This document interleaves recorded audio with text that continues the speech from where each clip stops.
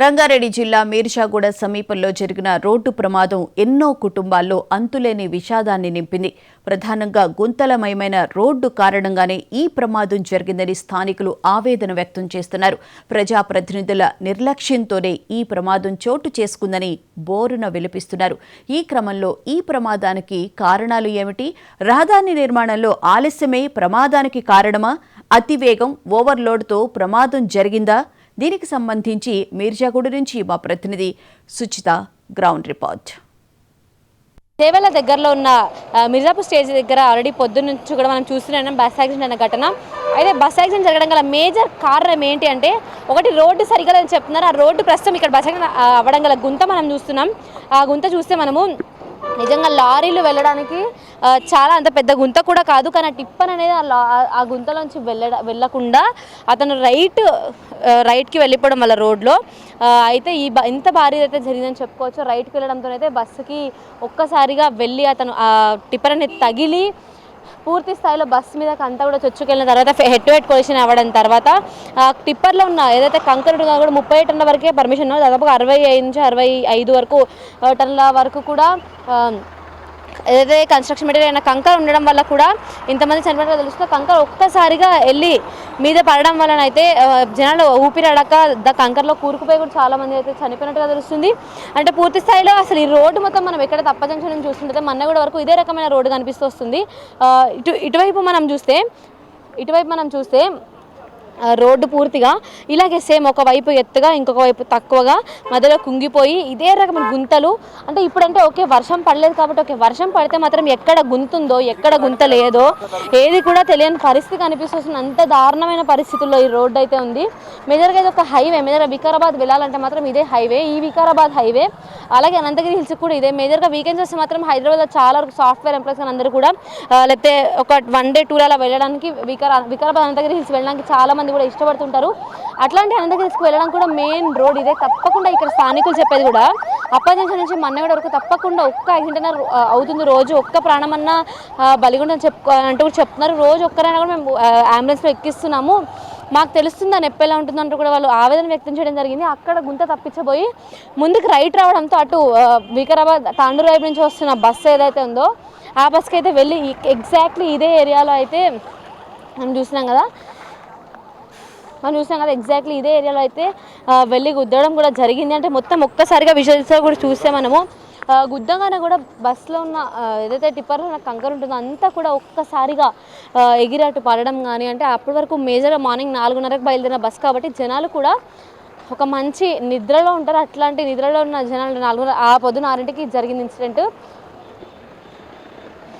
నిద్రలో ఉన్న జనాలు ఒక్కసారిగా అదంతా మీద పడేసరికి వాళ్ళు కొంచెం రియలైజ్ అయ్యే లోపే వాళ్ళ ప్రాణాలు కూడా పోయిన పరిస్థితి. అసలు ఈ నిత్యం రద్దీగా ఉండే హైవే, అంటే మేజర్గా ఇక్కడ చెప్తున్న వాళ్ళ ప్రకారం అయితే నిజాములు కట్టించిన రోడ్డు ఇది. ఈ రోడ్డు ఇప్పటి వరకు కూడా ఇలాగే ఉంది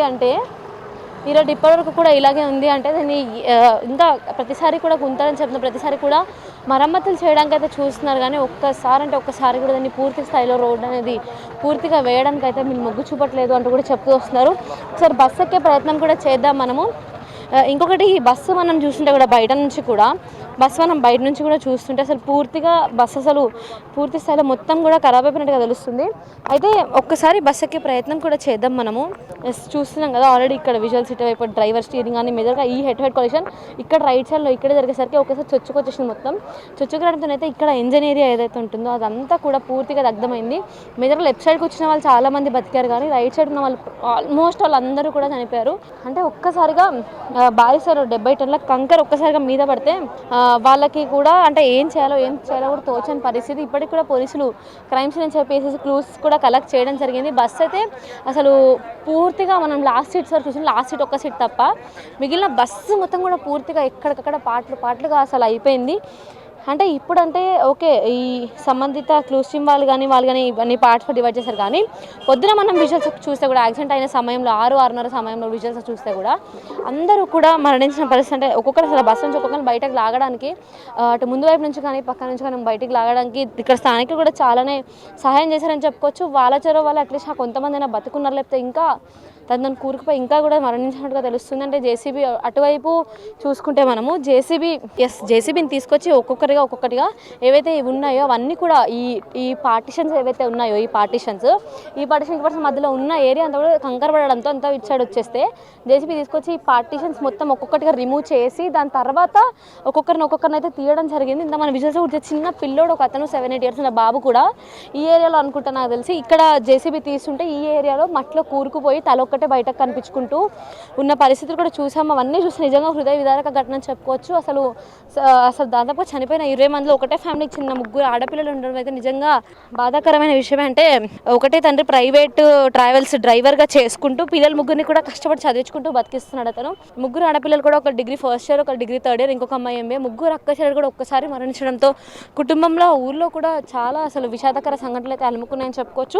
ఇంకొక బాబు అంటే దాదాపుగా 1 సంవత్సరం వయసు ఉంటుంది. వాళ్ళ తల్లి ఆమె ఇద్దరు కలిసి వస్తున్న సమయంలో కూడా అంటే మొత్తం కంకర ఒకటేసారి మీద పడడంతో బాబుని కాపాడుకునే ప్రయత్నంలో తల్లి కూడా మరణించారు, అలాగే బాబు కూడా మరణించాడు. అసలు పరిస్థితులు నిజంగా ఇక్కడ అసలు పూర్తిగా అసలు రోడ్డు వైడనింగ్ చేయకపోవడం వల్ల ఇదంతా కూడా జరిగింది అని కూడా చెప్పుకోవచ్చు. మనము పరిస్థితులు చూస్తుంటే మాత్రం అసలు మనం ఇప్పుడు చూస్తుంటే మనకి ఇలా అనిపిస్తుంది. పొద్దున జరిగిన సమయంలో మాత్రం ఇక్కడ ఉంటున్న వాళ్ళ పరిస్థితి ఏంటి, ఇక్కడ ఉన్న స్థానికుల పరిస్థితి ఏంటి అంటే నిజంగా వాళ్ళు అసలు ప్రాణాలు అరచేతిలో పెట్టుకొని అయితే బతుకుతున్నారేమో అన్నట్టుగా ఉంటుంది. ఇక్కడ ఈ రోడ్లో ప్రయాణించే వాళ్ళ పరిస్థితి కూడా పూర్తిగా అప్ప జంక్షన్ నుంచి మన్నగూడ వరకు కూడా మొత్తం గుంతలుగా రోడ్డు ఒకవైపు ఎత్తుగా ఒకవైపు తక్కువగా ఇట్లా కుంగిపోయి చాలా అసలు వెళ్ళడానికి కూడా చాలా ఇబ్బంది పడి మేజర్గా తాండ్రు నుంచి వచ్చే వాళ్ళందరూ కూడా రైతులు ఉంటారు, వాళ్ళందరూ బైక్స్ మీద వెళ్తూ ఉంటారు. వాళ్ళు కూడా ఇలాగే చాలా యాక్సిడెంట్ అనేవి చూస్తున్నాం. మేము రోజు ఒక్క యాక్సిడెంట్ అయితే తప్పకుండా చూస్తామంటే కూడా స్థానికులు చెప్పారు. ఇక్కడ మేజర్గా మిర్జాపూర్ ఏదైతే రోడ్డు ఉందో కుంగిపోయిన రోడ్డు కూడా ఉంది, మనం చూసాము ఆల్రెడీ. అట్లాంటి పరిస్థితుల్లో అట్లీస్ట్ రోడ్డు వైడనింగ్ అంటే గత 9-10 ఏళ్ల నుంచి కూడా చెప్తున్నా కూడా రోడ్డు వైడనింగ్ చేయించకపోవడం గల కారణం ఏంటి అంటే గ్రీన్ ట్రిబ్యునల్లో కేసు ఉన్న వాళ్ళని అయితే ఆపారని తెలుస్తుంది. కాకపోతే గత 3 రోజులు అయితే మీ కేసు స్టే వెకేట్ చేసి అయితే ప్రస్తుతం రోడ్డు వేయడానికి పనులు కూడా ఎమ్మెల్యే క్యాంప్ ఆఫీస్ నుంచి కూడా మొదలుపెట్టినట్టుగా చెప్తున్నారు. కానీ ఇప్పటికైతే ఎటువంటి పనులు జరగలేదంటూ కూడా స్థానికులు చెప్తూ వస్తున్నారు. మొత్తానికి ఇది ఇక్కడ పరిస్థితి. ఒకవైపు రోడ్డు బాగు చేయడం, ఇంకొక వైపు ఈ ఏరియాలో ఏదైతే టర్నింగ్స్ ఎక్కువగా ఉన్నాయో వాటి వల్ల ఓవర్ స్పీడ్ ని కంట్రోల్ చేయడానికి స్పీడ్ బోర్డ్స్ కానీ లేకపోతే ఏవైతే స్పీడ్ బ్రేకర్స్ అని పెట్టడం, ఇలాంటివన్నీ చేయడం వల్ల ఈ ఏరియాలో మేజర్గా యాక్సిడెంట్స్ కంట్రోల్ చేసే అవకాశం అనేది ఎక్కువగా ఉంటుందని అయితే తెలుస్తుంది. కెమెరామెన్ బ్రహ్మారావుతో సుచిత, మహాన్యూస్, హైదరాబాద్.